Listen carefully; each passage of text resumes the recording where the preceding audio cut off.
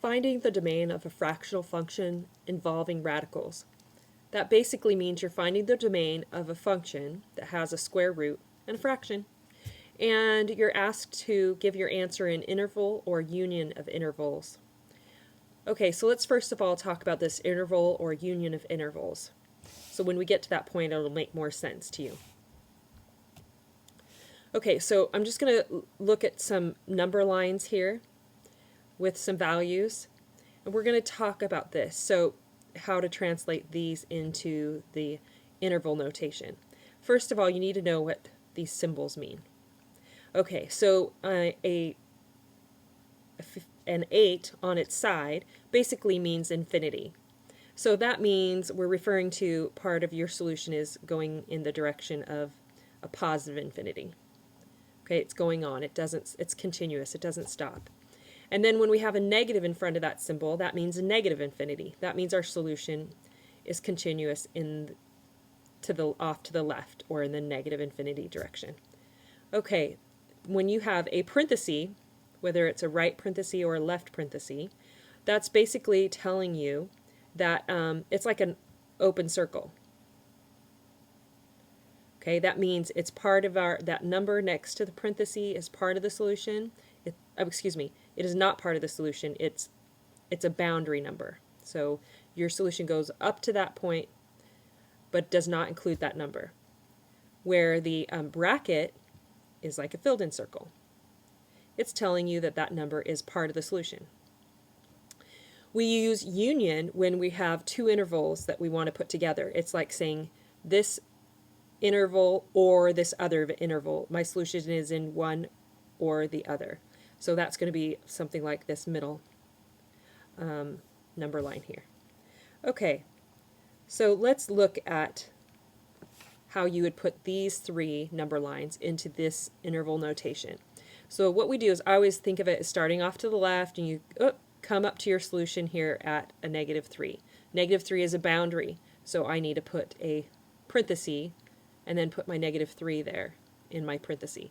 And then I say comma, and basically my solution goes from a -3 until I get to this next notation here, which would be 5. So I'm looking at my line here. And 5 is part of the solution, so I put a bracket. And that's your interval notation that represents this number line. Okay, so we're basically saying our solution is in between a -3 and 5, does not include -3, but includes 5. Okay, so let's look at this next number line. And I see that my solution goes off to the left, to the negative infinity direction. So I'm going to have a negative infinity with a parenthesis, comma, and it goes to 2, -2. -2 is part of the solution, so I put a bracket.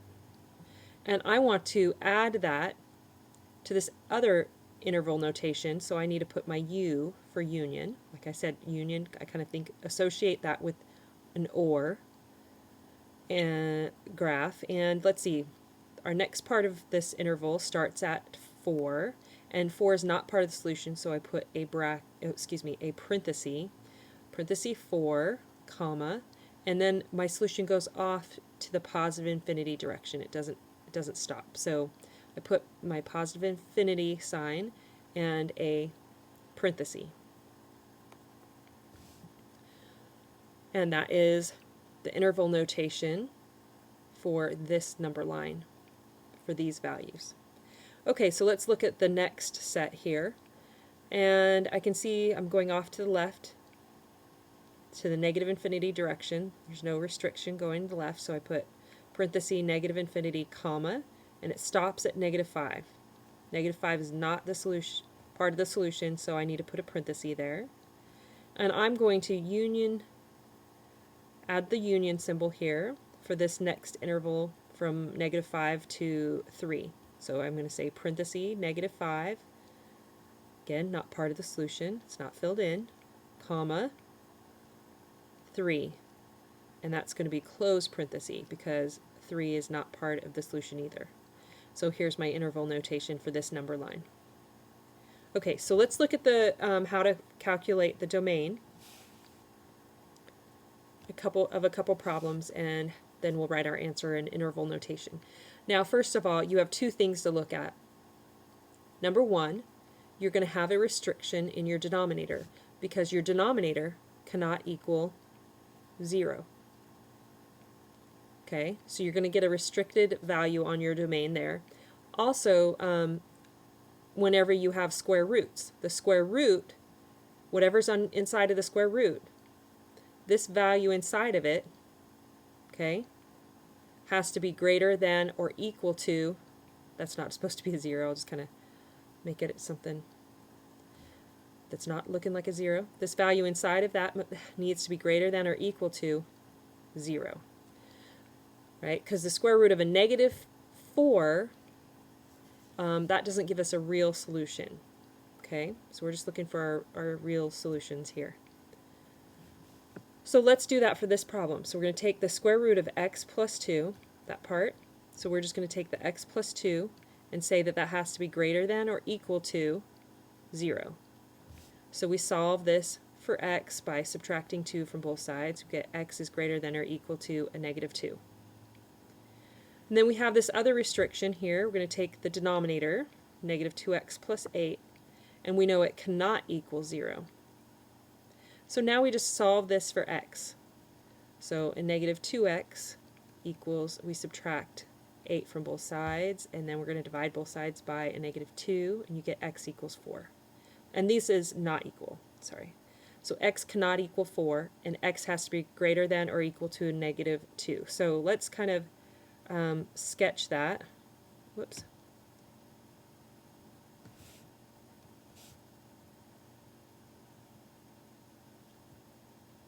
So here's 0, here's 4, and here is a -2 approximately, right? So x is greater than or equal to a -2. -2 is going to be a filled in circle, and greater than would be to the right.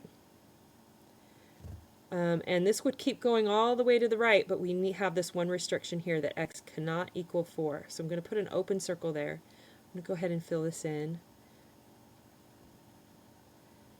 And this is going to be my solution. So let's write that in interval notation. So coming from the left, I need to start at -2.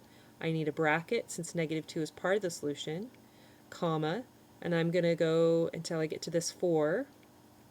Put the 4, put the parenthesis since 4 is just a boundary number, and I'm going to union that with parenthesis, put the 4 back on there on this part of the notation. So, and this goes to the positive infinity direction. There's no restriction going to the right. So another closed parenthesis. And this is interval notation for the domain for this problem. Okay, so let's look at another problem. Now on this one I can see, I know that because of the square root, I would say x plus 2 has to be greater than or equal to 0. But I know from my domain restriction that the square root of x plus 2 cannot equal 0. So basically, if I kind of combine these two things here, I need to just take away the equal to part here and make this x plus 2 has to be greater than 0. Okay? Now I solve this. I subtract 2 from both sides. X is greater than a -2. So on the number line here's a -2. That's an open circle. And x is greater than is shaded to the right. So my interval notation for this, I start from the left, -2.